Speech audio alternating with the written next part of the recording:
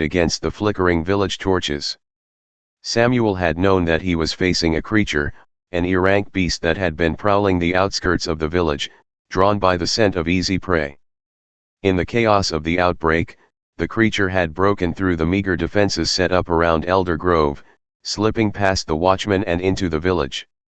Errant creatures were considered the weakest of the beasts, but in a village as poor and unprotected as theirs, even an errant was a death sentence. Jonathan had watched through the window as his father disappeared into the dark. He had waited, heart pounding, hoping that his father would return soon. But instead, there had been the sound of metal clashing against something far more powerful, followed by a blood-chilling roar. Then, nothing.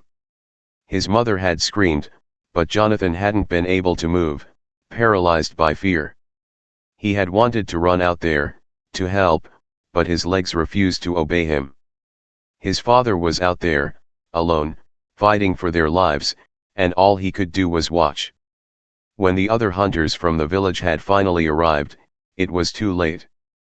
They had found Samuel's body near the village outskirts, battered and broken, his sword still in his hand, but the creature had vanished.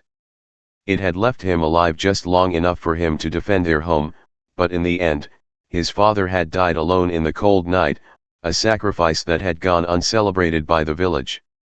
Jonathan had never been able to forget the sight of his father's bloodied body, lying motionless in the dirt.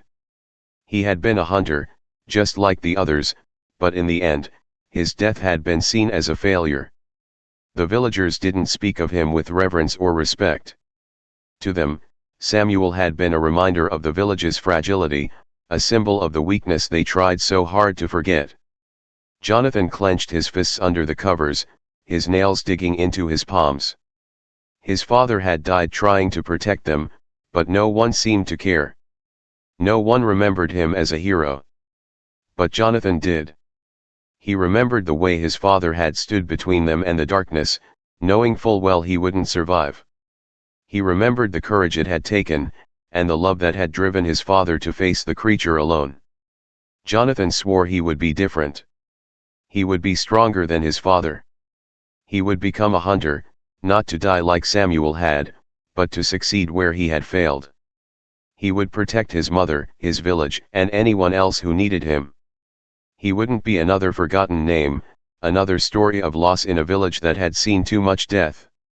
"I won't fail," Jonathan whispered into the night, his voice barely audible but filled with determination. "I'll make you proud, Dad." Outside, the wind howled once again, but this time, Jonathan wasn't afraid. The past might have been filled with loss and fear, but the future, that was something he could change. He pulled his thin blanket tighter around himself, eyes closed, but sleep didn't come. Instead, his mind was filled with vivid images of what could be, what would be, once he left for the Hunter Academy. His heart raced with excitement, his thoughts drifting into a dream he'd nurtured for years. A dream of becoming something greater than the forgotten boy from Eldergrove. In his mind, he was already there, standing tall in the academy's grand courtyard, his uniform sharp and pristine, the symbol of a hunter emblazoned proudly on his chest.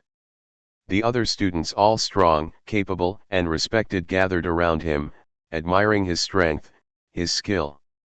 He imagined their faces lit up with admiration, their eyes following his every move as he sparred effortlessly against multiple opponents. He could see himself dominating the training grounds, each strike with a weapon precise, powerful, and elegant. His movements were fluid, like a master who had spent decades honing his craft, and every opponent who faced him would fall in awe, unable to match his skill. Jonathan, the strongest student the academy had ever seen. The thought alone sent a shiver of excitement down his spine. They would talk about him in hushed whispers, the students who once thought they were the best now acknowledging his superiority. Jonathan could almost hear their voices. "Did you hear about Jonathan? He's unstoppable. He's already taken down upperclassmen in duels. I've never seen anyone fight like him. Everyone says he's going to graduate as the top hunter. There's no one who can challenge him." In his dream, Jonathan was more than just a hunter. He was a legend in the making. His name would spread beyond the academy, known far and wide throughout the kingdom. His victories would be celebrated, and the wealth and power that came with his status would change everything. No longer would he or his mother struggle in the shadows of a crumbling village, scraping by on the barest means of survival. No longer would Eldergrove be a place of despair. He would buy his mother a beautiful house in one of the wealthier districts of the kingdom, where she could live out her days in peace and comfort. No more cold nights or empty cupboards. She would be safe, and he would make sure of it.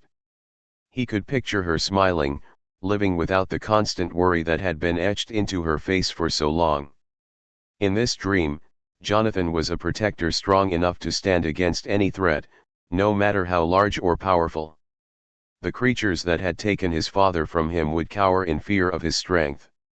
He would hunt them down, every last one, to ensure that no other child would have to see the dead body of their parent, the way he had. But it wasn't just the idea of protecting his mother or avenging his father's death that drove him. There was something more, something that burned deeper within him. The hunger for recognition. He craved the feeling of being admired, respected, and above all feared by those who once looked down on him. He had spent years watching the powerful from the sidelines, yearning to stand where they stood. Now, as he prepared to leave for the academy, he was closer than ever to making that dream a reality. He imagined the other students, the sons and daughters of noble families, who would underestimate him at first. They would see his ragged clothes, his humble background, and dismiss him as weak. But they wouldn't be laughing for long. Jonathan would prove them wrong, one duel, one victory at a time. His rise would be swift, his talent undeniable, and soon, even the instructors would recognize him as the academy's brightest star.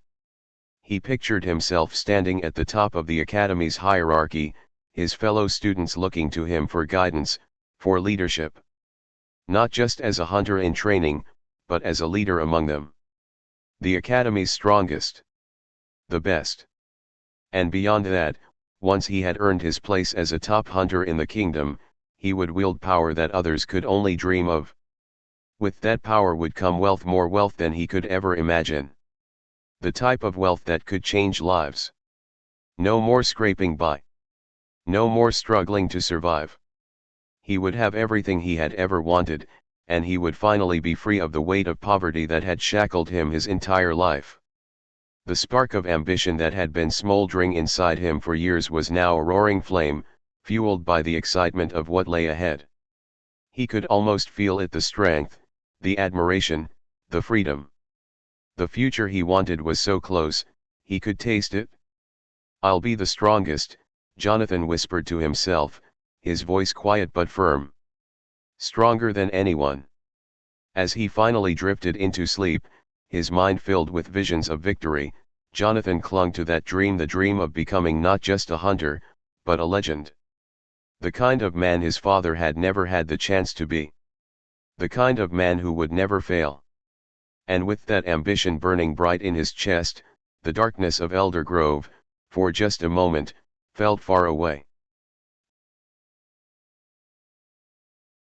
The sun had barely risen, casting a pale light through the small window of the cottage, illuminating the early morning dust that hung in the air. Jonathan sat at the rickety wooden table, his hands wrapped around a chipped mug of steaming tea. He could feel the excitement bubbling within him, the thrill of the journey ahead. But the weight of the conversation he knew was coming loomed over him like a storm cloud. "Mom," he began, his voice steady but soft, "I want to talk to you about the Hunter Academy." Margaret paused mid-stirring, her back tense. She turned slowly to face him, her expression shifting from curiosity to concern. "Jonathan, I thought we agreed that you'd think it over a bit more. It's dangerous out there." He took a deep breath, frustration flaring in his chest. "But Mom, this is what I've always wanted. I need to do this. For us." "For us," she echoed, her voice rising slightly. You think running off to become a hunter will solve our problems? It will only put you in harm's way. You can't just chase dreams without considering the risks. Jonathan's hands tightened around the mug, and he felt a pang of anger. I have to chase something, Mom. Staying here won't change anything. You know that better than anyone. This village is dying, and so are we. I want to make a difference. Her face paled, the memories flickering in her eyes. You don't understand what it's like out there. Your father was a hunter. He fought bravely, but it cost him everything. I can't bear to lose you too. Don't you think I want to be brave? Don't you want me to be strong like he was? He shot back, the words spilling out before he could stop them. Strength doesn't always mean victory, Jonathan, she replied, her voice trembling. Your father thought he could protect us, and look what happened.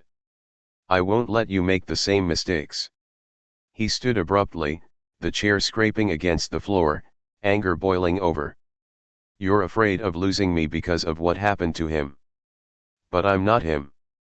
I won't make the same mistakes. I'll be different. I'll succeed where he didn't. Margaret's eyes glistened with unshed tears, and her voice dropped to a whisper. You don't know that. You're still just a boy, only 18. The world outside these walls is cruel, Jonathan. I can't bear the thought of you facing it alone.